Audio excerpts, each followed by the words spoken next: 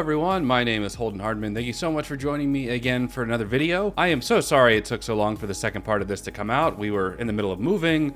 School started shortly after the summer. I finished the first part without having internet at the time, and just to be honest, this just got put off. But not to worry, because we're getting into the second part of a Christian review of The Boys. And I gotta say, everyone did quite well. Most of you had pretty good composure. Even my atheist and agnostic friends who didn't agree with everything I said responded to me with some pretty good points and in a respectful way, and I can't tell you how much I appreciate that. Even some of the Christians who didn't like what I said about the Big Bang or evolution were still pretty chill. And I know that's not easy for everyone dealing with this kind of topic, so thank you guys, I appreciate it. I mentioned before about how I typically get the extremist fundamentalist Christians on one hand and the extremely douchey atheist on the other. These videos are not for you guys. This is not an echo chamber for Christians, nor is it a place to belittle or bash God. It is a discussion.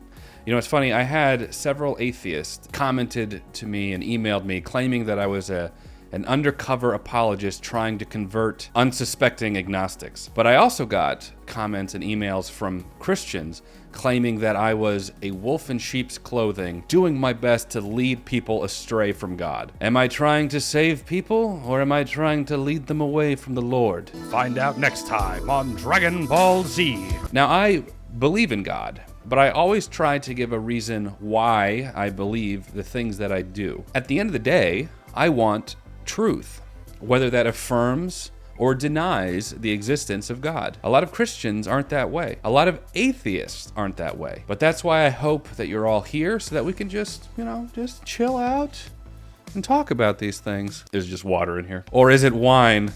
No, it's water. So I originally wanted to do a multi-part series of this, but I think I'll end The Boys here in a two-part series. I still want to do these types of videos, but I think instead, moving forward, I'll kind of do a case-by-case basis for the Christian-themed things that pop up in popular culture. I saw a comment that somebody had posted about a profound line in Batman vs. Superman, where Lex Luthor says, "What we call God depends upon our tribe, because God is tribal. God takes sides. No man in the sky intervened when I was a boy to deliver me from daddy's fist and abominations. If God is all-powerful, he cannot be all good. And if he is all good, then he cannot be all-powerful." It's a different, fancier way of saying if God is all good and powerful, why do bad things happen? It's one of the oldest philosophical arguments between atheists and theists, but it sounds really cool in Batman v Superman. But I can't delve into topics like that if I'm really limiting myself to just a singular show or a singular movie. So I think after this one, I'll try and jump around a little bit more, either based on comments or recommendations or what have you. But for today, we're going to be taking a look at episode 5 of The Boys, just like we did in part 1, that takes place at Believe Expo. If you missed the first part, it is not required viewing for this video, but I would recommend checking it out. It's focused more on the evidence for God. I'm going to try to make this video shorter, try being the key word. I want to move on to what Butcher says about God. I think he echoes a lot of how non-Christians feel towards God. God is cruel. He's not fair. If he loves me, why did this happen? I'm going to start off by addressing some of the repeated comments that I saw in the first part, in the evidence for God part. Just a quick chance to respond. I don't want to spend a huge chunk of this video on it because I do want to move forward. I gave 4 main points about the evidence of God, so I'm going to address each 4 of them briefly. One of the main responses I got from atheists in the first video is that I was making a God of the gaps argument. Now, bear in mind here, my pieces of evidence specifically went from broad possibility down to the historical reliability of Jesus. But before we could even get into anything else, is there even a possibility for God? That's why I started broad. I wasn't saying we don't know, therefore it was God. I was just pointing out that we don't know, therefore we don't know. It could be God, it could be aliens, it could be interdimensional beings, it could be something else, but where does the evidence point towards? The Christian makes the mistake in saying, I don't know, therefore God. The atheist makes the mistake in saying, I don't know, but it certainly isn't God. It's just as dismissive, conjectural, and dishonest as the Christian argument. The next point I brought up was the nature, order, life argument. I talked about the evidence of life coming exclusively from life in all known and measurable circumstances. So if we're talking strictly evidence, that is what is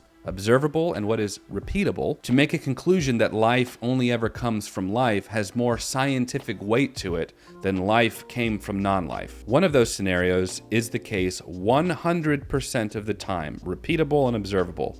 The other is only hypothetical. I can't look at this simplest single-cell organism that is irreducibly complex, acknowledge that it has more condensed data in its DNA than 3 full sets of the Encyclopedia Britannica, and think that it's reasonable to assume that that just arbitrarily happened by chance. And again, this is the simplest form of known life, as in it doesn't get any simpler than that. I'm not talking about like animals, I'm talking about single-cell organisms. We talked a little about entropy versus order in the universe and the philosophical questions of God's existence. I love science, and in my second point I was making was the scientific acknowledgement of our limited dimensional observance. That is a fancy way of saying science acknowledges that it can only observe the universe within our 3-dimensional understanding of it. This means that there are facets of reality, or to reality, that we cannot perceive. It was more of an illustration about how God can be present but imperceptible, can interact but not be seen, can be more real, more complex, and us have no idea. And about how there also needs to be a sense of humility in our understanding of the universe. In other words,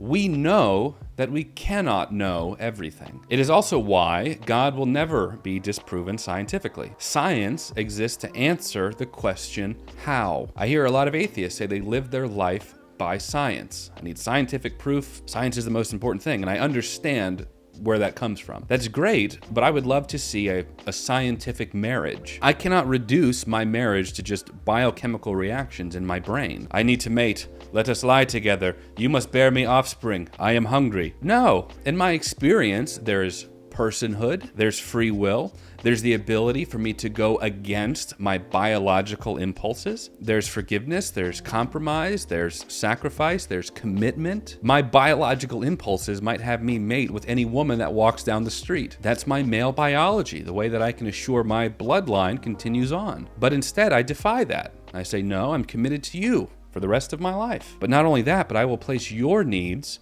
above my biological needs. If we're both hungry, I will feed you. If we're both cold, I will clothe you. We constantly go against our biological wiring based on our philosophies or our worldviews. Science will tell me that arsenic will kill someone. That is a stone cold fact. There's no denying that for you. There's no denying that for me. It will kill you. Science will never tell me if I should give arsenic to someone to kill them. That's philosophy. And we live our day-to-day lives based more on our philosophies, our morals, and our worldviews than we do science. A group of mice lived in a piano, and periodically they would hear beautiful music come out of this piano. And so a lot of mice thought, well, if there's music, there must be a piano player. Now, some of those mice were smart. They wanted to know the truth. So one day, a very brave mouse went deep into the depths of the piano. And this mouse, he made a great discovery. And he came back out to the other mouse and says, guys, I figured it out. There is no piano player. The music that we hear are from these large seas of vibrating strings. They all have different pitches and they make different sounds to create what we perceive as music. Well, some of the mice still believed in the piano player. So another mouse, even braver, went even further into the piano. And he comes back a little while later and he says, I've made a huge, great discovery. There is no piano player. The reason the strings vibrate is because there's these giant hammers that hit them periodically. That makes the string vibrate to create those sounds. That's how they vibrate. Now there are even fewer mice that believed in the piano player. And some of those mice among them talked about how one day they would make enough discoveries and they would learn so much about the piano that no one would believe in the piano player anymore. The question of God is a philosophical one of reasonableness to believe. The other point I brought up last time was subjective versus objective morality. This is one that you always get a flurry of very different types of responses from atheists because it's hard to hold the worldview of subjective morality and remain consistent. I went a lot more in depth with this in the last video, so I won't rehash everything here, but the struggle the atheist has is having the contradictory worldview that morality is subjective because there is no ultimate authority outside of our culture, our time, who might be in a position of power, our geographical location, while also claiming that some things are absolutely evil. You cannot be consistent if you say morality is subjective, but pedophilia is absolutely evil. Morality is subjective, but rape is absolutely evil. Now, Christians can get themselves into weird and stupid issues of inconsistency, don't get me wrong, but that's one that atheists have a really hard time to try and wiggle out of. And lastly, I talked about the historicity of Jesus, and I tried to pull a lot of non-Christian sources for that. I saw a couple of things that people didn't like, which is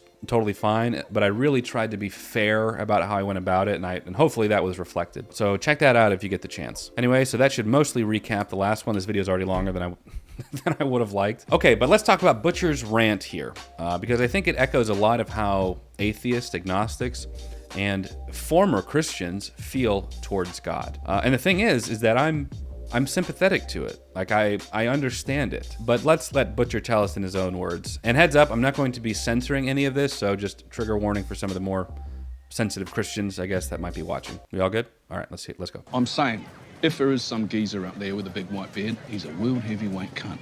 This is the boys trying to be edgy, as they do, you know, shock value. Are you going to give in to that? Is that going to bother you? You going to write Amazon Prime for their horrible shows? Continue. He's got a hard-on for mass murder and giving kids cancer, and his big old answer to the existential clusterfuck that is humanity is to nail his own bleeding son to a plate. That is a cunt move. Come on, even you got to agree with me. Heavy words, and a lot to unpack there. He makes several points and accusations, so let's talk about them. We'll take them one at a time. He's got a hard-on for mass murder. I've seen this critique of God become much more common recently in the mainstream. God says murder is wrong, but here he is murdering people. How can we make sense of this? Well, great question. I think we ought to talk about it. Who does God commit mass murder on? There are a handful of instances in the Bible where God wipes out civilization. I have a few points about this. Number one, God is routinely and consistently, and even outright stated, as being a righteous judge over mankind. God has the authority and the power to judge you. This alone scares a lot of people, and by itself makes them reject the very notion of a God. No one can judge me except for me. Where does God get off judging anyone? I'm my own God. I should only answer to myself. God reserves the right to enact penalty wherever and however he sees fit. He is God. Number two, and this is more to the actual point of the argument. I just wanted to talk a little bit first about the authority of God to begin with, but more to the actual point. God did not kill anyone arbitrarily ever. In every biblical instance of God wiping out people or committing mass murder, as it is certainly being framed, the Bible describes these people as being exceedingly wicked. These people were rapists. They were sacrificing newborn babies to their gods. They were mutilating their bodies. They were murderers. In every case, there were no good people among them. Number three, the people had ample time and opportunity to change. There's one instance where God gave a particular group of people over 400 years to change and renounce their wickedness, and they refused. And I mean, these people were wicked. It's like a whole city of Ted Bundys, of Hitlers, of Genghis Khans. I mean, they would go out to weaker groups. They would slaughter the men and children. They would rape the women and then murder them right after. Eventually, God got pissed enough and wiped them out. Additionally, in a court of law, if a judge sends a convicted murderer to prison for the rest of his life, it's very rare that you see a larger group of people be like, what a horrible judge. If he was a good judge, he would never send anyone to jail. But when it comes to God, all of a sudden, we're against having rapists, murderers, child mutilators, serial killers all be held accountable for their actions. They're punished and removed from society. Number four, who's Butcher to make this criticism? Butcher kills all kinds of people. He often does it in an extremely cruel fashion.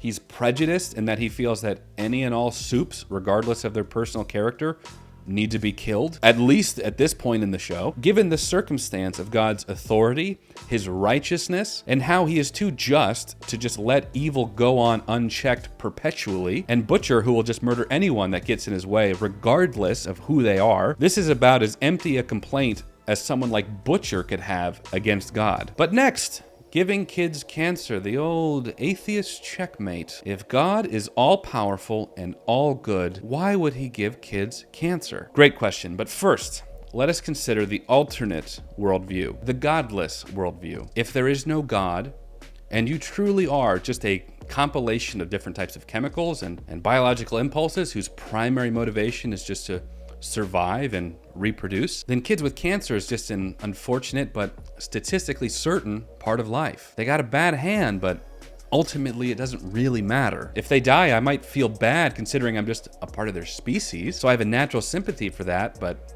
outside of that, better them than me. I personally might not wish that on anyone, but hey, once they're dead, there's nothing else there, and at least they're not in pain anymore. There is no objective good or evil, so if kids get cancer, it's not really good or bad, it just kind of is. It's kind of just my personal perspective. I mean, I might personally feel like it's bad, but that doesn't mean it truly is bad. The planet is certainly overpopulated, so logically, it might even be a net good thing that some kids get cancer and die, because it could sustain the overall population a little longer. One less mouth to feed, if you will. Also, the idea that a pessimistic psychopath like Billy Butcher would at all care about hypothetical cancer children and try to take some moral high ground over God to a priest is extremely disingenuous considering Billy's personal ethical lines. However, what about the Christian worldview? God cares about you.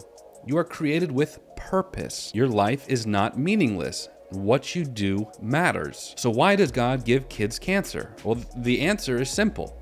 He doesn't. In case you haven't noticed, we live in a pretty horrible world. It's a very broken world. God did not create it this way. He created all things good and whole, presented it to us, and then we rejected him. We talked about sin in the first video and how sin is anything that conflicts with God's character. When we sin, we create a separation from God. God respects our choices.